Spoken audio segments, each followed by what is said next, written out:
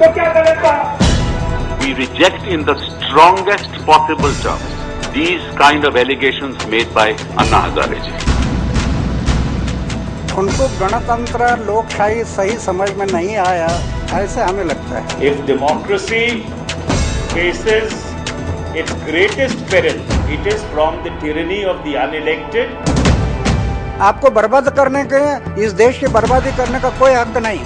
जनता पूछ सकती है क्योंकि वो मालिक है. इस देश में लोकतंत्र है और उसका फैसला जनमत से ही होगा, और वो जनमत जो संसद और विधानसभाओं के रूप में हमारे सामने है. शरीर में प्राण है तब तक ये लोकपाल बिल के लिए लड़ते रहेंगे.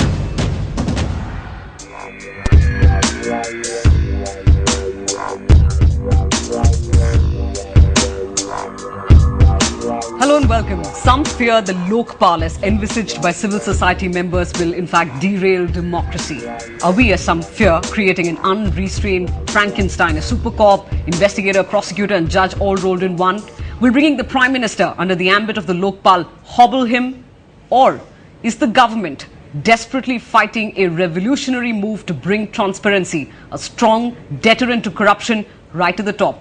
All these questions asked by you, the citizen, will be put to the panel of civil society representatives in the joint drafting committee that are joining us this evening in our studio. Anna Hazare, who's become a face of that anti-corruption crusade here in the country. Mr. Arvind Kejriwal, who's part of that joint drafting committee. Mr. Prashant Bhushan, also part of that joint drafting committee. Mr. Shanti Bhushan, of course, an jurist, we know him well, part of that joint drafting committee. Ms. Kiran Bedi, who's been part of this fight against corruption, also joining us here in the studio. We are also expected to be joined by Justice Santosh Hegde, the Lokayukta of Karnataka, who's also part of that committee, possibly at 6:30 this evening.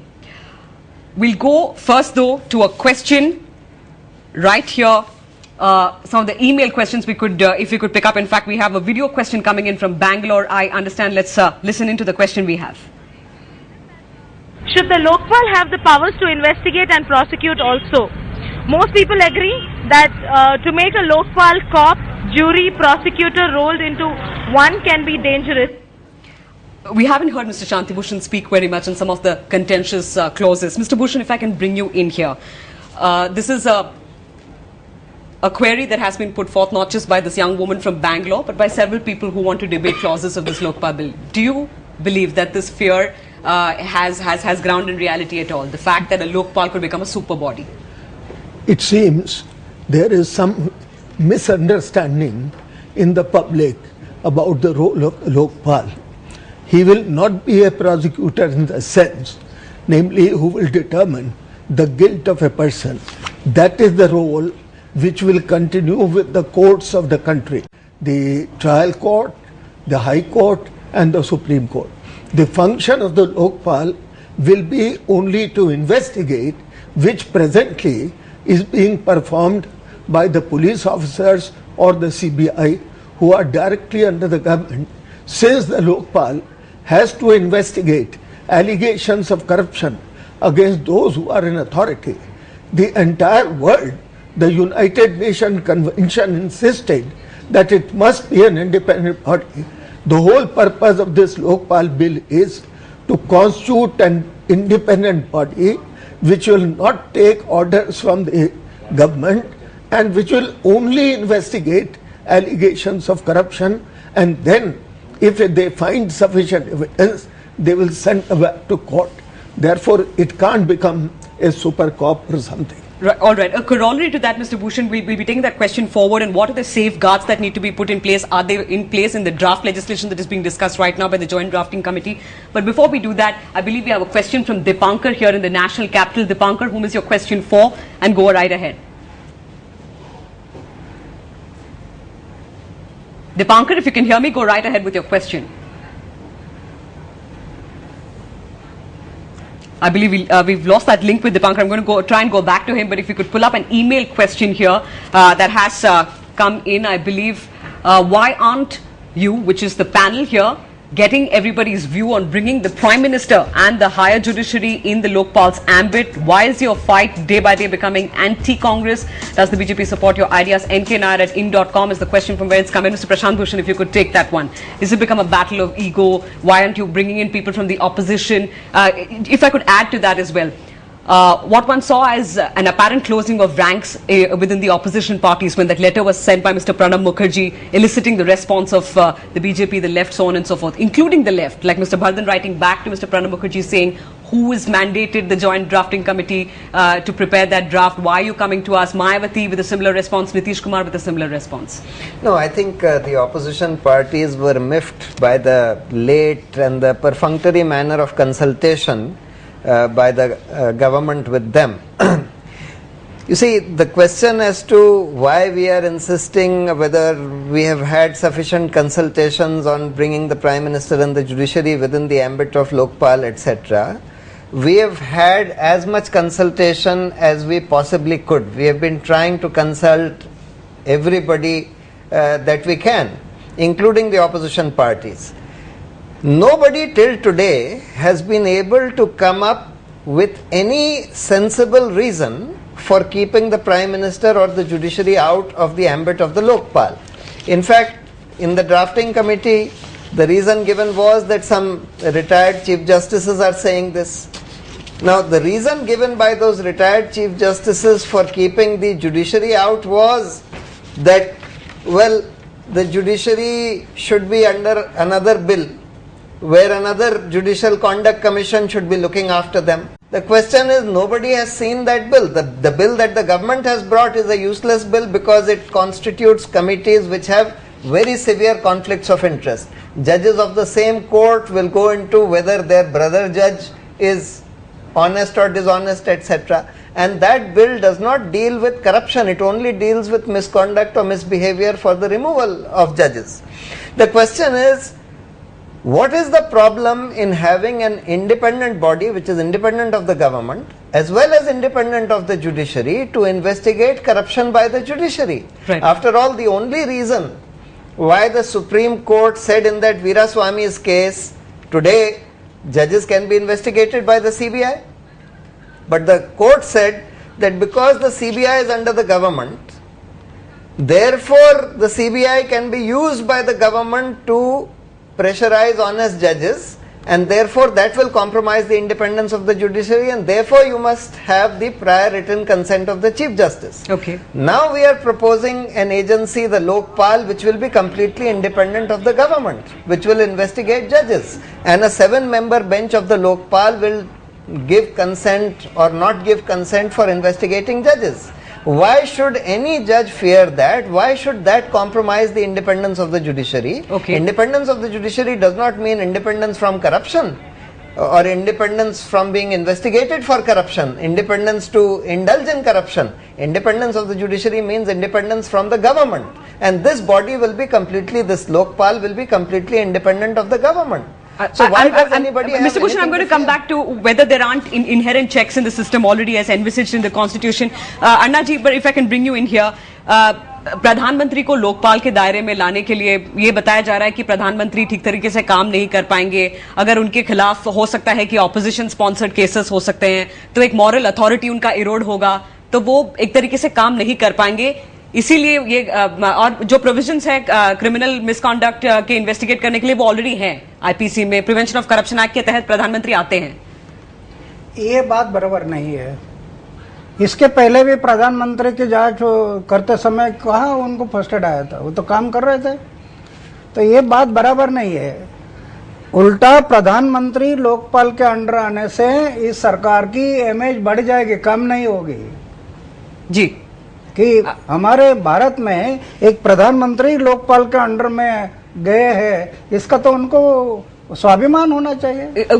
Kiran Bedi, quick question before we go to our viewer. The fact that the Prime Minister will be hamstrung is a fear many have been expressing, that there could be frivolous cases that could be raised against the Prime Minister, and therefore the functioning of the Prime Minister's office will in a sense the Prime Minister's office will be hobbled, the Prime Minister will be hobbled. Do you? On the contrary, I do believe that the administrative and governance will feel strengthened, because when the Prime Minister's office and PM himself is in it, he'll ensure that there is honest governance, because he's a leader of a team. And as a leader of the team, he is himself doubly accountable to ensure that no department which is his, because he's never without portfolios. The Prime Minister also has portfolios. Sometimes he keeps the defence, sometimes he keeps external affairs. Are you trying to say that those departments would have immunity? Number two, under the Prevention of Corruption Act also, there is no immunity to the Prime Minister. There is no immunity to the judges. So are you going to amend the Prevention of Corruption Act to provide immunity to them? That's the point. So I think it's unfounded. On the contrary, being a leader of a cabinet, he being in it will promote probity, will promote integrity. Oh, okay, Mr. Kejriwal, we'll take a quick question. In fact, I think the question is for you. Kanak Patel from Ahmedabad is calling in. Kanak, go right ahead with your question. Hello, this is Kanak from Ahmedabad. I have lived in California and मुझे ये बात बताना है कि ये prime minister office और जजेस को इस दायरे में लाया, लोकपाल के दायरे में लाया जाए, न लाया जाए, वो अगले चुनाव में मतपत्रक में वो ऑप्शन की तरह और उसका इलेक्शन की तरह और उसको रेफरेंडम कह सकते हैं, ऐसा किया जाए तो कैसा है? और दूसरा ऑप्शन वो है कि लेजिटाइमेट सर्वे और legitimate opinion of the people collecting the signatures on this Lokpal bill and it's point could be collected. How do you think about that? I completely agree with him. Okay. In fact, we have told the government that you see in this Lokpal bill there is a serious conflict of interest. The people who are supposed to pass this Lokpal bill, some of them in a way would be writing their suicide note. Because if there is a strong Lokpal bill, some of them who have indulged in corruption would be directly affected by it. So therefore, and it is the people of this country who have a strong interest in having an anti-corruption law, let there be a referendum. We are completely, but I want to respond to that Prime Minister's thing also. You see two things, the objections the government is raising. One is that the Prime Minister would become dysfunctional. Now, did Rajiv Gandhi become dysfunctional because of Bofors probe? Did Narasimha Rao become dysfunctional because of Jharkhand Mukti Morcha probe? They did not. So I think this is a wrong argument. Second, they are saying that he would be flooded with all kinds of frivolous complaints. And how do you... So we have provided in Lokpal bill that it is not that every single baseless allegation would be investigated. There will be a 7-member bench who would first examine prima facie whether there is an evidence made out or not. So all the frivolous complaints, there are inbuilt safeguards in the legislation which will not disturb the functioning of the Prime Minister's office. Just a point of referendum though, Mr. Shanti Bhushan, the government on its part, and there are some who tend to agree with the government on this, that when a legislation is drafted, subsequently enacted, brought to the House, there is already a due process that is followed where the views of the stakeholders are taken into consideration. This is a time-tested method of lawmaking. Also the question that has been raised by the government, again some tend to agree with that, shouldn't the lawmakers be making the law, even if, as Mr. Kejriwal is pointing out in this case, there is a conflict of interest, but the Constitution envisages for the legislature to make law? Of course the Parliament will make this law. But the question is, are the people not entitled to express their voice as to what the law should be? In this connection, I would like to read 2 sentences in a Supreme Court judgment, 7-judge judgment given in 1977 when they defined what was democracy. One sentence said, the consent of the people is the basis of democratic form of government. Secondly, it is axiomatic that no government can function efficiently and effectively in accordance with the Constitution in a democratic setup unless it enjoys the goodwill and support of the people. Now, it is the people who are suffering from corruption. It is not ministers, MPs or bureaucrats who are suffering from corruption. It is the people. So people are entitled to raise their voice. We are only giving their voice, bringing their voice to the notice of the people. If the people are fed up with corruption and therefore they are determined to put pressure on the government, enact a law which will at least to 70% extent rid the corruption from this country. What is wrong with it? It's democracy. People are the supreme in democracy. Government is only their representatives. Every MP is duty bound to consult his constituency before he votes in the House. Similarly, all the MPs together must represent the collective voice of the people. That is why the people's voice, the collective voice, is being sent to the MPs, and they will have to have regard to it. And as people of this country, we have every right to raise our voice. We are not saying that tomorrow we will allow us to sit in the parliament, we want to sit in the parliament or enact this law. As people of this country, we are suffering. We are suffering because of corruption, and the kind of impression that is being created is that once you get elected, you become dictators, you become despots, and we, the people of this country, do not even have a right to even raise our voice against corruption. Mr. Kejriwal, in response to that, was what we heard the Congress spokesperson yesterday say, that you may call us despots, but we have to go back to the people and get elected, and what he called was the tyranny of the unelected. I'm going to come to that question, Mr. Kejriwal. Ms. Bedi, just a quick question from our viewer, though. If my producer could tell me where the question is from, I believe we've been able to reconnect with Dipankar. They're from Delhi. Dipankar, go right ahead with your question, please. Yeah, is it fair to continuously blame the government and call them frauds and liars, even though the drafting committee has been set up and the meetings are going on? Don't you think that it will spoil the atmosphere and the goodwill of the committee meetings? Ms. Bedi, do you want to take that question? I wanted to connect with the earlier one. If you could quickly respond to this one, ma'am. Listen, I don't want to get into this. अन्ना जी वो ये कह रहे हैं कि committee के अंदर हम उनको बोल रहे हैं कि धोखेबाज हैं और वो झूठ बोल रहे हैं, तो क्या ऐसा कहना हम लोगों के लिए ठीक है? क्या माहौल खराब नहीं होता? क्या उनका सवाल था कि क्या ड्राफ्टिंग पे नहीं फोकस होना चाहिए? शुरू में जब ये ड्राफ्टिंग कमेटी बनी थी और उन्होंने जीआर निकालकर हमें जो आश्वासन दिया था, तो उसमें जो बदल आ गया, तो ये धोखा नहीं तो क्या है? इसको क्या कहेंगे हम कि आश्वासन देकर बाद में बदल गए, तो ये तो धोखा है एक प्रकार का। तो क्या गलत कहा उसमें? आप कह रहे हैं उससे माहौल खराब नहीं होता, ड्राफ्टिंग पे फोकस बना रहेगा। आप जानते हैं आप किसी one after the other there have been series of conspiracy. There was a CD, suddenly CD comes out, and CD, the government's lab says that one lab says the CD is correct, and suddenly there is a brutal attack on the people who are protesting against corruption in Ramlila Maidan. There are series of incidents which have taken place in the last 2 months, which raise a serious question mark about the intentions of this government to tackle corruption, to give a strong anti-corruption law. Smita? Right. Quick one, ma'am. I think there's a huge disconnect between the elected representatives today and what people are saying.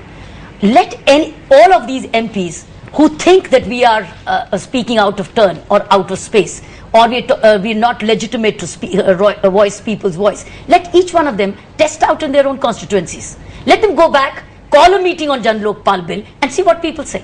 And I tell you, the kind of meetings we've been having, and the people's responses which are coming, they've been invited to come. They've been invited to come and listen to them and speak to them. Nobody's dared to come. Nobody's come to listen to them. And Rajdeep told me that your channel has been trying for the last 1 week to get these ministers to come to your studio and have a public debate. The first duty and they are not willing to come for any public debate. The first duty of a public leader is to be on a listening watch. Are they listening to people's voices? There's a big disconnect today. And I think it's a very serious matter. Just because you were elected 3 years ago or 2 years ago, you mean to say you you have been to the masses. Right. Now you're not willing to go back to the masses because you don't want their vote now? Right. I think that's a problem. Well, that brings in the question of the right to recall, something that was in fact brought up way back in 1975. That question also to Mr. Shanti Bhushan, but we need to take a quick break here. When we come back, questions from several other parts of the country as well on what many believe could be a landmark legislation.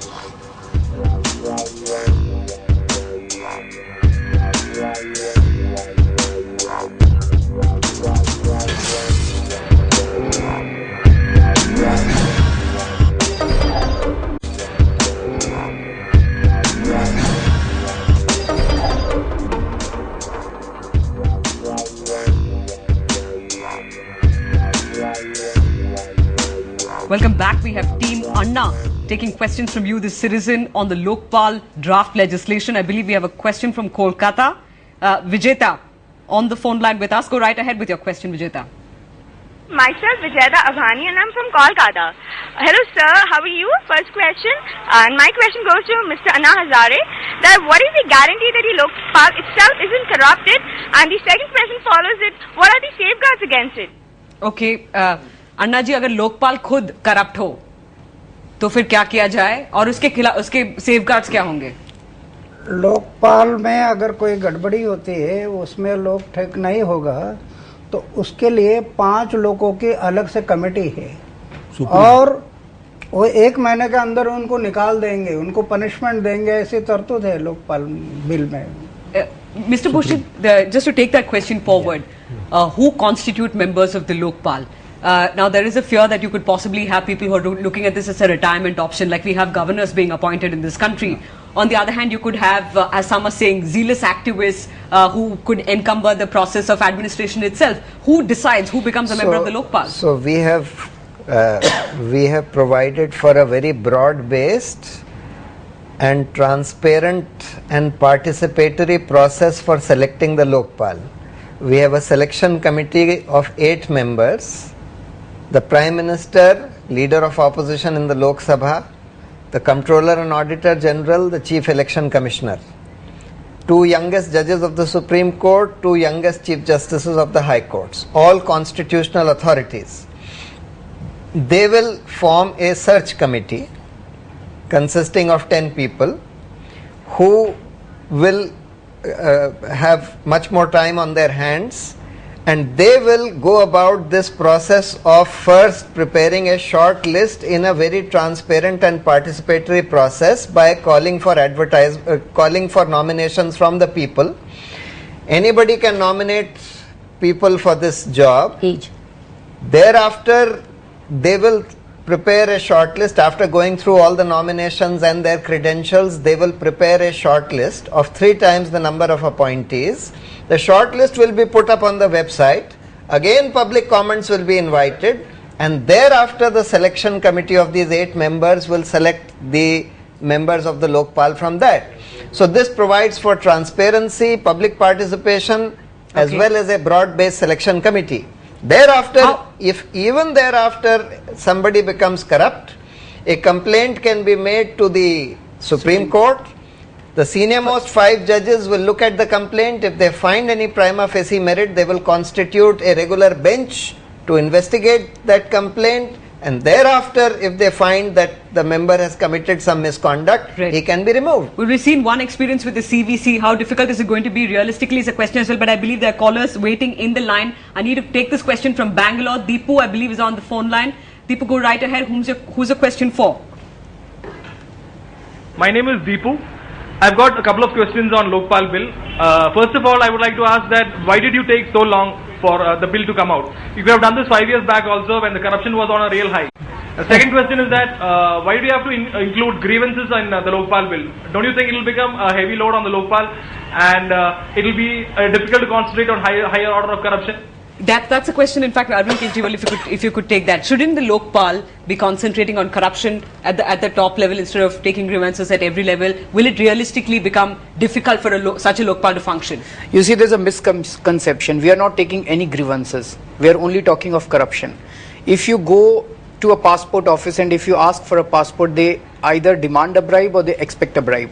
If you make a complaint against that, you are asked to provide evidence or witness. There is no evidence, there is no witness, and ultimately you can't make a complaint to anyone, and there is no investigation in that. So we have found a via media. We are saying that every department should have a citizens charter which should say that which work will be done in how much time and which officer will do it. So if that officer doesn't do that work in that much time, you can make a complaint to the head of the department. Head of the department, if he doesn't do it in 30 days, then you can go to the vigilance officer who is a Lokpal's employee in your district. Once the complaint goes to vigilance officer, it will be deemed that there is a vigilance angle to it, there is a corruption angle to it. You don't need to prove that after that. Right. Vigilance officer will have to get your job done in 30 days time. He will also have to impose a penalty on the head of the department and the lower officer, and he will investigate the charges of corruption. Now just 1 second, it's important. Smita, just give me time. Now it is important. Some people are saying there will be lakhs of grievances. I was in income tax department. I was just thinking, if one of the chief commissioners of income tax of any city or any state, if his salary was deducted in 2 cases, he will call the entire department, say that next time there should not be any grievance which should reach my office. So rather than having lakhs of grievances, the grievances would just disappear after that. Right, but it's again bringing me back to the question about centralization of power and also of the state becoming a monolith again. I'm going to come to Kiran Bedi with that question, but I believe we have a viewer from Chennai, Suchitra. Is Suchitra through? If we could take the question from her. Suchitra, go right ahead with your question. Yes, good evening, Mr. Hegde. My question is, how has your experience been in Lokayukta in Karnataka? And the second one is, according to you, what are the effective implementation measures for Lokpal as an institution? Okay, I understand Mr. Hegde in fact has joined us now from Bangalore. Mr. Hegde, I wonder if you were able to listen in to what Suchitra, the young lady from Chennai, had as a question to you. The first part about my experience in Lokayukta I can answer. I think we have been able to some extent bring about good governance and contain corruption. I wouldn't say I've reduced corruption, but contain the growth of corruption in the state of Karnataka. Mr. Hegde, I have a question to you. It's been rather public and well documented what we've seen happen in Karnataka with your report. In fact, once saw a face-off between you and the Yediyurappa government there. As many as 18 states, one understands, correct me if I'm wrong, have enacted legislation to set up the Lokayukta. Even so, the experience in these states aren't very heartening. How will the Lokpal be different? Well, it'll certainly be different. Do you think that the functioning of Karnataka Lokayukta is similar to the other Lokayuktas? It all depends upon the enactment. In other states, Lokayukta Act is not strong at all, and no powers have been given to Lokayukta. Now, what's the use of blaming those Lokayuktas?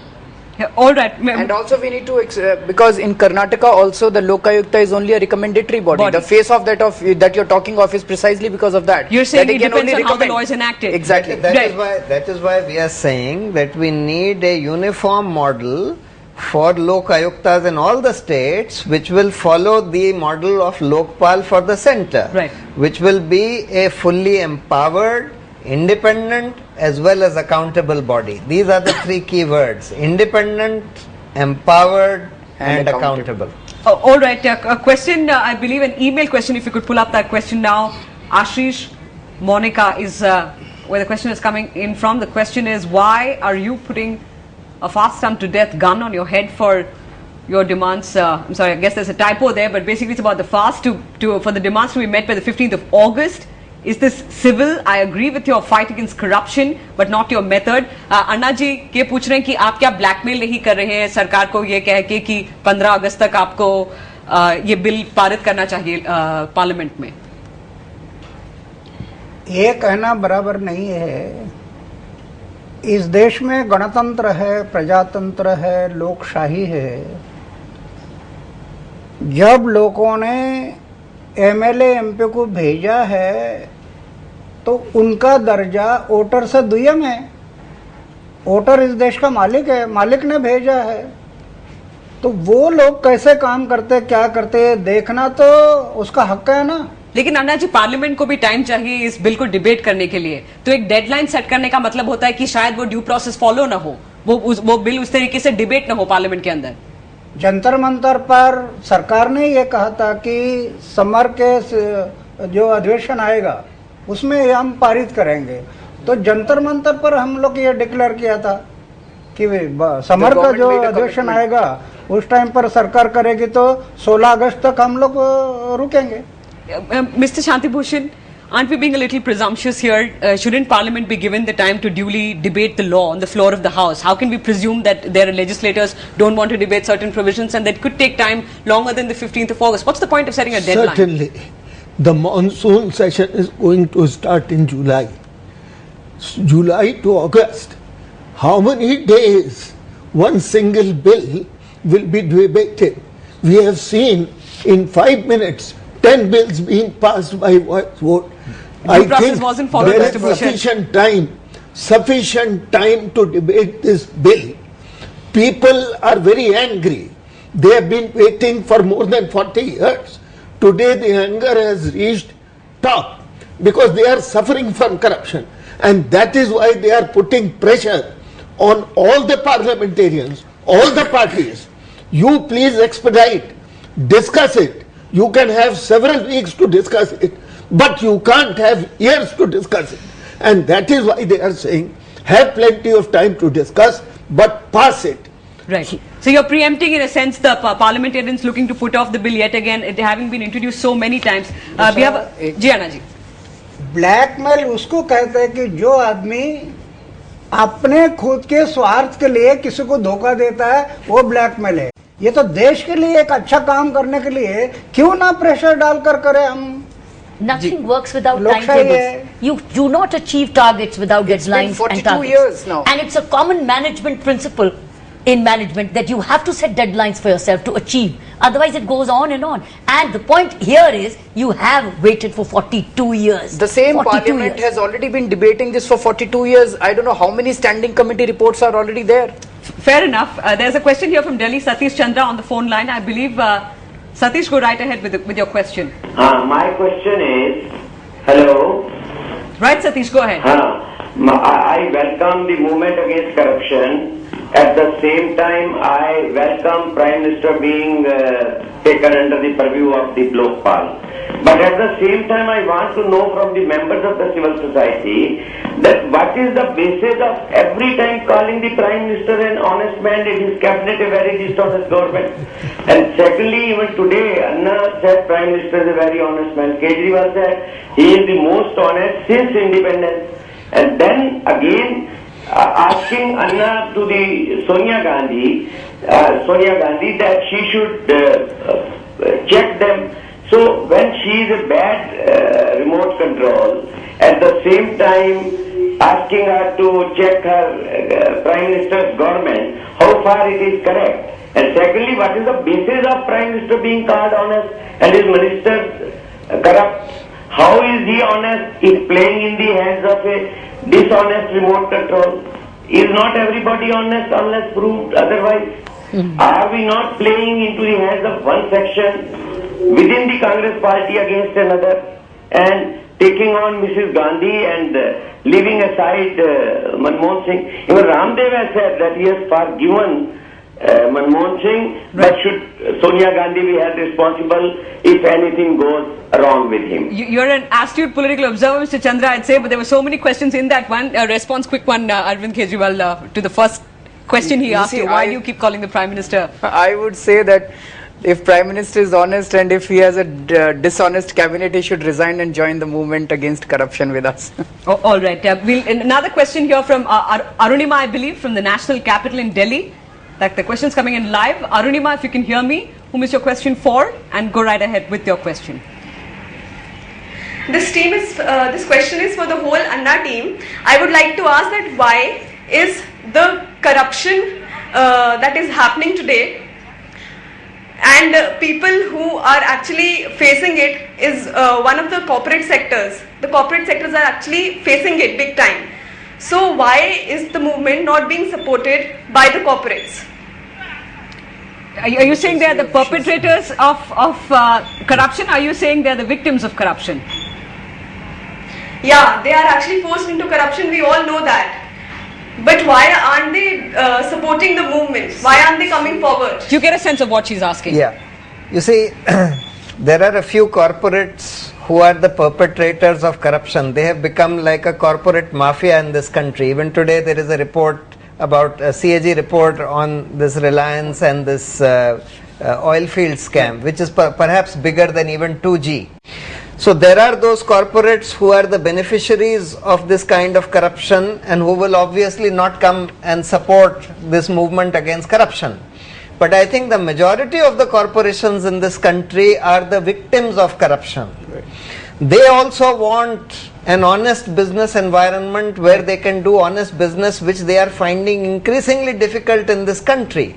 Because those few big mega corporate houses who are the beneficiaries of corruption are monopolizing all the big deals, all big business, etc. by leveraging on this bribery so there's no level playing with public servants.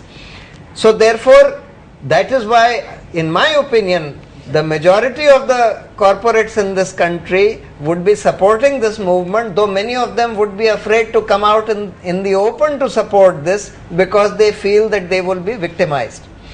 Ms. Bedi, I have a question for you, in fact.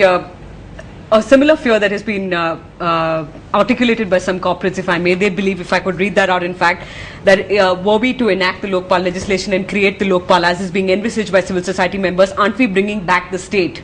After freeing the system of state control, aren't we bringing back license Raj? Will this not become an excuse for inaction? And you've in fact spoken about red tape in the past. Won't bureaucrats sit on file saying that, look, I'm going to be coming under a cloud, this decision cannot be taken? Will this be an excuse for inaction? Is a fear that has been expressed by some? I think this is going to be one of the most transparent functioning anti-corruption authority. One of the most transparent. You see, it's because it's going to be putting documents on file once the cases are closed. You don't have that right to access. You don't have that access today to the CBI files. So therefore, this should be very assuring. This is inbuilt. The transparency is inbuilt in its total functioning. Ms. Bedi, are you saying that if discretionary power of every kind is taken away? We are not saying that. We're not saying that. Right, Nobody's saying that. If discretionary power of every kind is taken away, that's one of the fears that is being taken away. What you are actually doing by this movement is actually putting in a system which doesn't exist. In fact, can I finish? Yeah. What Anna is actually contributing by this movement is, for the first time, giving a holistic system of anti-corruption, which is independent, accountable and transparent, which doesn't exist. At the moment, it exists in pieces. You have a CBI, which is not independent, which is under political influence. You have a CVC, which is only advisory, which does not investigate. And nobody listens to the advice. We know there's evidence of it. You have vigilance departments in various, I know there are vigilance departments in Delhi police. Can that vigilance department, that same DCP vigilance, investigate the police commissioner if he's known to be corrupt? At the moment, you have all these spread out. What Lokpal is doing is putting a system in place. Provide the independence, which CBI doesn't have. Provide a mandatory decision making, which CVC doesn't have. Provide the independence also, which vigilance doesn't have, and make them more accountable. It's putting a system in place for the first time, and secondly, it's also responding to a common man. For common man, there is no voice. Where does a common man today, if I have to pay, where do I ring up 100 and will 100 the PCR respond to me because there's a bribe? I don't call 100 because I don't believe. But if my pocket is picked, and if my purse is lost in a bus, right, I call 100. There is 100 for a pickpocketing of a bus, but there is no 100 to call these crores which have been lost. Right. Whether they are small, whether they are big. Right, that brings me to the question, is the Lokpal the panacea for all ills? We will take that question forward, but I'm being told by producers we need to take a quick break here because we have several of our viewers who are calling in. A quick break here. When we come back, Team Anna will continue to take your questions.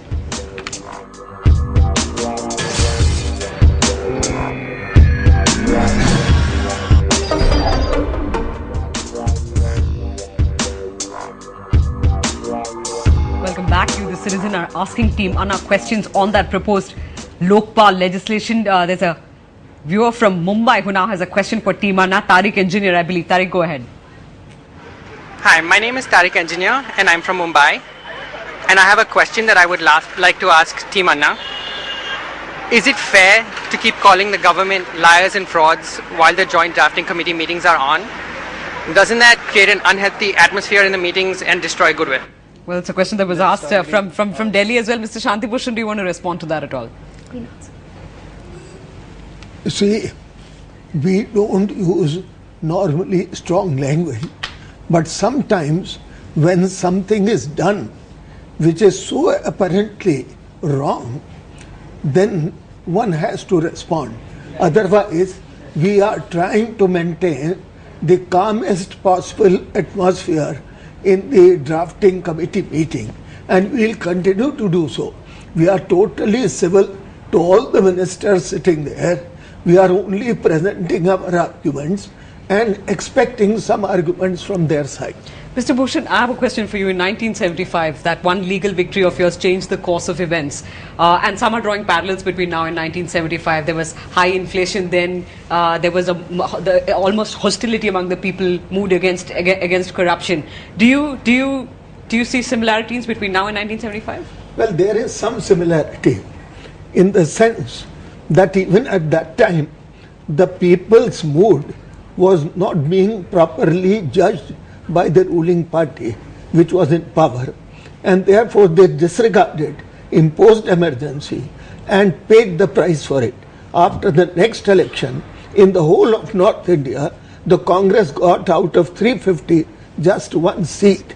If this government continues to disregard the volume of public opinion on this issue of corruption, it is going to meet the same fate. It is time enough for the government to realize this and go to the people, find out why are they so angry against corruption and what is it that can quell their anger. A proper, empowered Lokpal which will put a big dent on corruption alone will allay them. Therefore, it is time that the government realizes this. The anger is deep-seated, the anger is wide-ranging, as Mr. Shanti Bhushan was saying. I believe we have a question from Chennai. Naveen Galada is joining us with a question. Naveen, go right ahead. Yeah, hi there. See, my question is government planning to divide the civil society? Okay. Is the government dividing civil society? Did you see that? Well, they have been attempting to divide the people, one section from the people from the other, but they have not succeeded in it because the anger of the people is overriding all other considerations. There might be differences on different issues between different sections of people, but so far as the fight against corruption is concerned, people are united. Similarly, the fight for democratic rights, namely people's right to peacefully protest, on which the entire country is together. Right, referring of course to that crackdown in the Ramlila Maidan. I'm afraid we'll have to take a quick break here, but keep those calls coming in. We're going to be returning in just a moment with more questions for Team Anna. The show continues.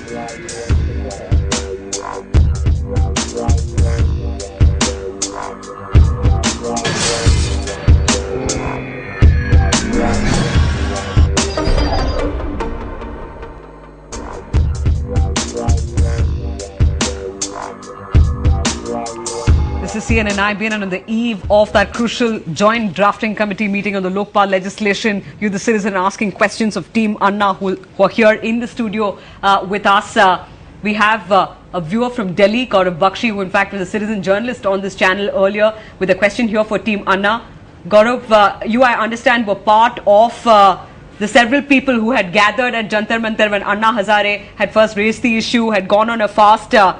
Do you have questions on the provisions in the Lokpal legislation? What is it that you wish to ask? My question is directed towards Arvind Kejriwal and Prashant Bhushan. The concern that has been raised by many is will this become a draconian law which will give it power over all institutions across India and be a potential threat to democracy? And if so, let's assume for a second it does come through. What is the guarantee that this will actually remove corruption when you see, even though an example of Hong Kong is taken where it worked, but there is another country which is China, where an authoritarian government has not been able to remove corruption. It is ranked much higher than India on the corruption scale. Right, so if you could throw some light on this. Right, Gaurav, you're echoing a thought that I had. Both of you, Mr. Bhushan, if you could go first on the comparison here. First, he asks what will ensure that this doesn't become draconian. It's because firstly, it's only an investigative body. It doesn't have any other executive powers except investigating for corruption. And we have put in several provisions to ensure that its integrity remains intact. There is accountability of various kinds. As I said, there is transparency in functioning that is mandated under the Act itself. All their investigation records will be put out on the website. They will be subject to an annual performance and financial audit by the CAG. Any complaints against members of the Lokpal will go to the Supreme Court, and they can remove the Lokpal if they are found guilty of misconduct. All the other machinery under the Lokpal will be subject to complaints by an independent Lokpal complaints authorities, which will be set up in every state. Right. In every state.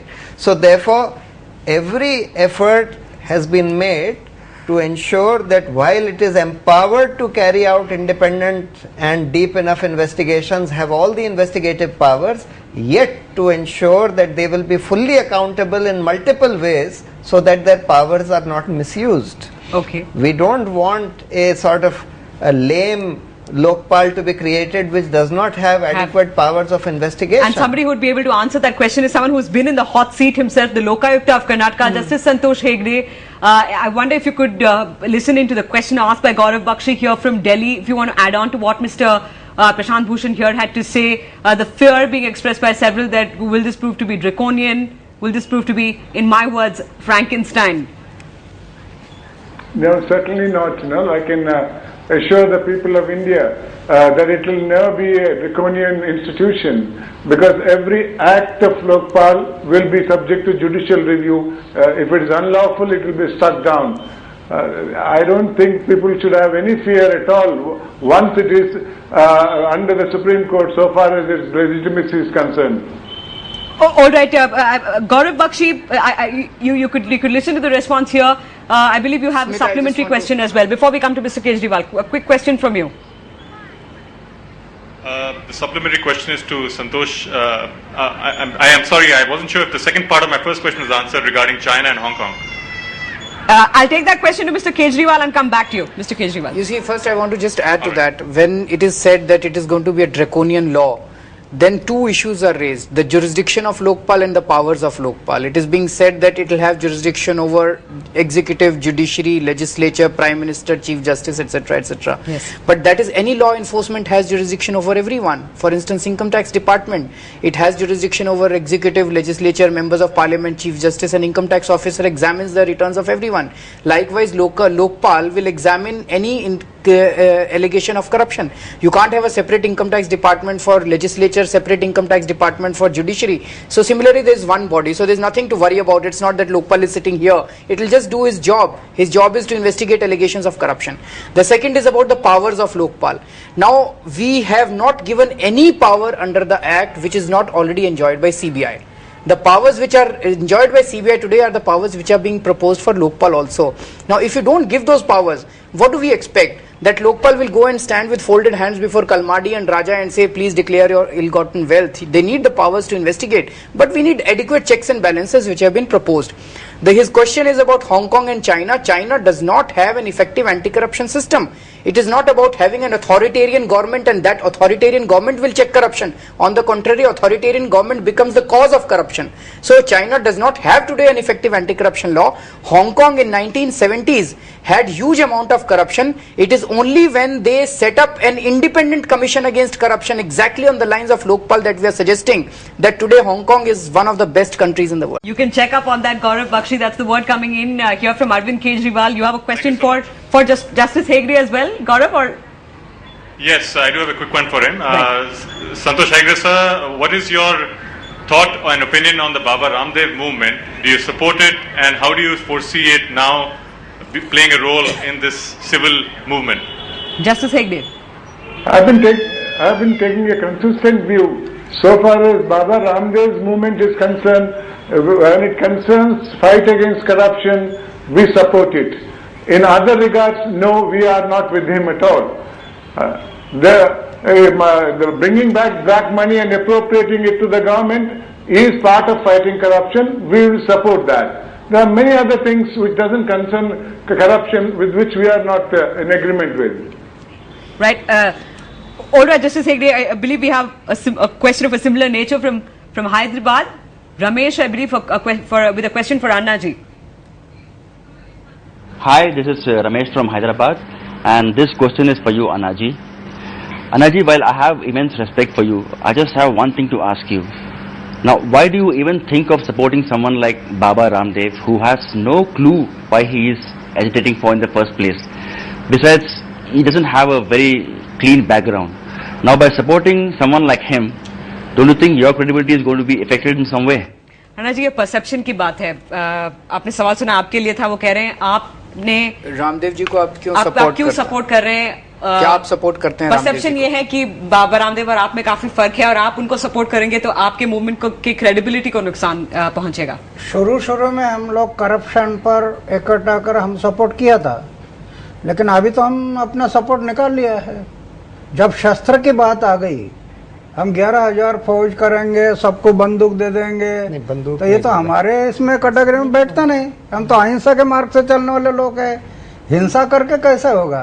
तो हम declare कर दिया कि अभी रामदेव बाबा को हम लोग support किया था, अभी आगे के लिए नहीं. Mr. Bhushan, what's your view on that? We are only supporting his demand, the two demands, namely a proper Lokpal bill and the other bringing the black money which many people have stashed outside. We are supporting the demands, but we are not supporting all his methods. We are not concerned with his background, etc. Anybody who makes a good demand and all wants to support this movement is welcome. But that doesn't mean that we are supporting Baba Ramdev in all his doings, etc. Is there a difference of opinion, Arvind Kejriwal? No, I completely agree. You do, Mr. Bhushan? No, I agree. You see, the thing is, we don't know that much about the background and the means of Baba Ramdev. The fact is that he has, at least for the last 6 months, I have been saying that he has been very, very strenuously and consistently raising his voice against corruption. He has carried out a very strong campaign against corruption over the last 6 months. And to that extent, we support him and we applaud him for his campaign against corruption. Personally speaking, personally for myself, I support some of his other demands also. For example, banning genetically modified foods in this country, which I think are a great threat. We have a case PIL going on in the Supreme Court against that. For example, even demonetizing 1,500 rupee notes, I personally support that demand also, because I feel that that will go a long way in curbing black money, the whole black money economy in this country. Okay. But that does not mean that we support everything that he says, or we support his demand for raising army, etc. Okay, that's on the table. On the extent to which Team Anna supports Baba Ramdev and his campaign against corruption. A viewer from Chennai, I believe, has a question for Team Anna. Sanjay. Sanjay, go right ahead. Yeah. Good evening to the Anna team. My question is, in case the government doesn't listen to you and you go ahead with the past once again, the government will go ahead with its own version of the Lokpal Bill. Then the whole purpose will be lost. What do you have to say on this? Right, Sanjay. अन्ना जी, ये सवाल जो चेन्नई से आया है, वो कह रहे हैं कि आप जो भी वर्जन या जो भी प्रपोजल्स हैं, प्रोविजंस आप चाहते हैं, आप इस जॉइंट ड्राफ्टिंग कमेटी में आगे कर सकते हैं, लेकिन जो बिल पारित होगा पार्लियामेंट के अंदर, वो सरकार और पॉलिटिकल पार्टीज पे निर्भर होगा. तो अगर वो एक टुकलेस बिल पास करते हैं तो उसमें आप क्या कर पाएंगे? हम लोकशाही का स्वीकार किया. पार्लियामेंट में क्या होगा या हम बाद में देखने के बाद फिर आगे क्या करना है हम लोग तय करेंगे. Mr. Bhushan, do you believe that at least some of the inputs that have been given by civil society members, the drafting committee, will not be taken into account when the government goes ahead? If the people continue to raise their voice in a peaceful manner, in a disciplined manner, I have a very strong confidence no political party would be able to disregard it. This demand, which will be made by the people of India, will have to be regarded by all the MPs sitting in the parliament, and they will be compelled to pass a proper law. It's only a question that the people should keep their vigil and keep their voice alive. Right, Ms. Bedi. I think media will have a very important role to play in this. If you keep the people informed about what Lokpal Bill stands for, what are the safeguards, what is it going to do, that is the only way the constituents, the people will keep themselves informed. They need to go back to the representatives, they need to go back to their MPs and ask what is the MP's view on it. Because after all, this is a common man's bill. It is benefiting a common man across the length and breadth of this country. It is not for Anna and us. It is for all of us as Indians. It is for India as a whole. Something which India has been waiting since independence. Therefore, I think media has a very, very important role to play in keeping the people informed correctly and not wrongly or not in a confused manner, but put across what we're saying today. Repeat these programs in Hindi and English and other languages so that the common man connects. Did you know what? Baba Ramdev had connected with the common man.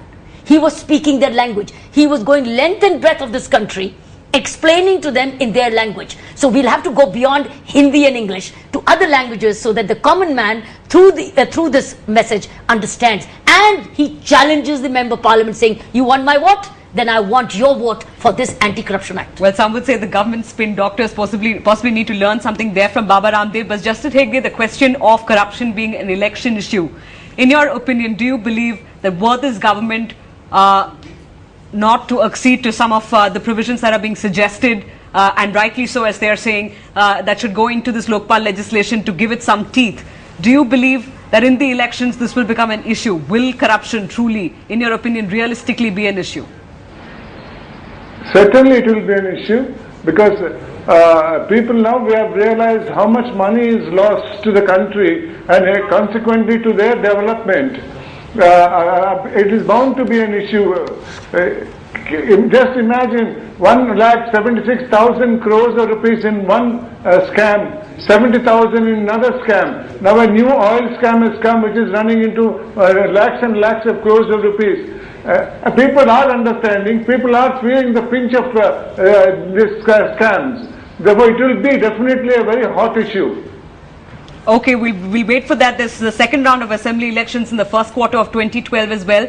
We have another caller, Shaju George from Pune. Shaju, what's your question? Yes, hello.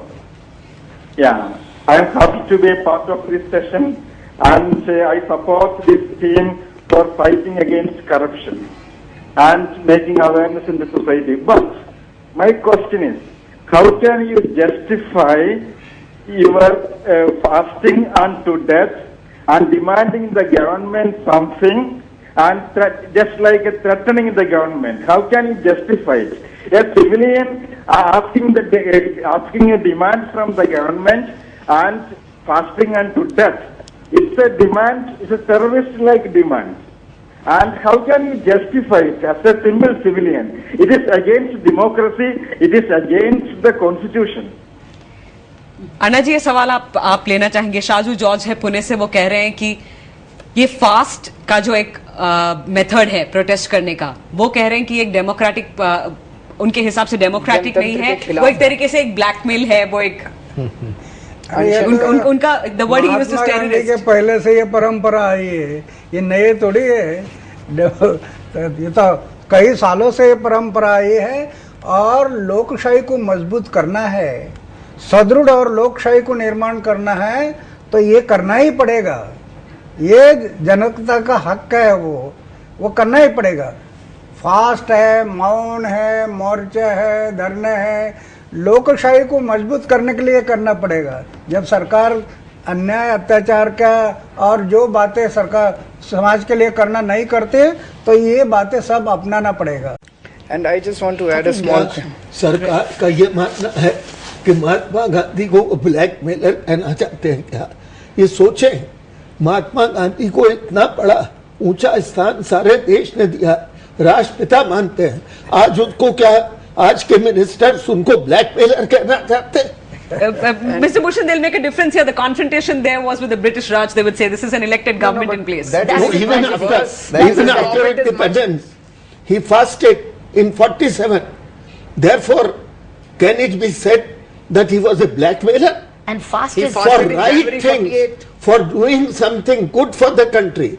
Sometimes this is moral coercion, moral pressure on behalf of the people of India for a good cause. It cannot be called blackmail. And fast is a self-suffering. You suffer yourself. Yes. That's all you have for it. What do you have? Your own suffering, which you're donating to the to your country. I just want to add a small thing. Right. There are so many people in this country who have fasted to death for so many other causes. The government did not pay any heed to them.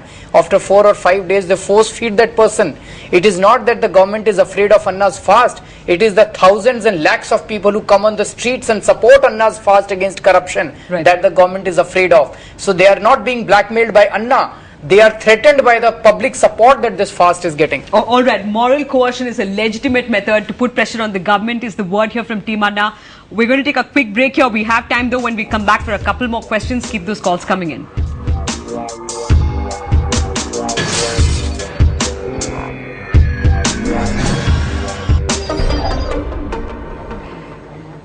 Welcome back, Team Anna, are answering your questions in the proposed Lokpal legislation. We're going to take two quick email questions. One of you, Sharma 1313, writing in to ask, why in the name of corruption are you trying to create disaffection for a democratically elected government and trying to destabilize it? That's a question. We also have a phoner, I understand, of a similar nature. Mr. Balasubramanian from Bangalore, what's your question, sir? Yeah, my question is very simple. Mr. Anna Hazare, one question was asked Mr. Anna Hazare, why he is not standing for the election. He told the politicians are giving money and the politicians are giving daruka bottle and that they win the election. Does he mean to say that we are all corrupt? Number one, if the citizens of India are all corrupt, 70 crore people are corrupt, let him change the people of India. Number two, someone was telling about the passport. Is he not aware that tracking number is given and can track where the passport is? Number three, someone was telling about demonetization of currency. First, that the government each should have a bank account and that each transaction will be done on passport. And that the money will be there, black and white, will become white. All right, Mr. Balasubramanian, I don't know if you have time for the black money question, but the mood first to Mr. Bhushan, the first question that I asked of the email as well, the disaffection for a Democrat. There are people who are saying there's an atmosphere of anarchy being created in the country. The Team Anna and several others are looking to cash in on what's already a template of anti-corruption anger that exists to ram down a bad law down our throats, so on and so forth. A quick answer to that. You see, I think people are missing the correct understanding of democracy. Democracy means rule by the people. It does not mean, you see, this representative democracy that we have today, that you elect your representatives once in 5 years and thereafter for 5 years they will on their own decide and rule over this country. This is a completely distorted perception of democracy. The people who are elected are supposed to be ruling on behalf of the people. They are only the representatives of the people, but they are supposed to take into account the wishes and the views of the people. Today it is being said that we are the elected representatives, we will decide what kind of laws to be passed. We are saying, why don't you take the wishes of the people into account? Why don't you have a referendum? If you have any doubt about what the people want, have a referendum on these issues, whether the Prime Minister should be under the ambit, whether the judiciary should be under the ambit, whether MPs taking bribes in Parliament should be under the ambit, etc. Right. Have a referendum on this. Right. We're delving into the area of electoral reforms as well, but I need to take a quick comment from you, Mr. Bhushan. Mr. Anna Hazare, the question that came from the viewer when asked the question about the fact that these elected representatives said that a vote can be sold for a sari and a bottle of liquor. Some would say that we're being too presumptuous, we're insulting the 70 crore voters as the viewer there seemed to be suggesting. Do you concur with Anna Hazare's views on that?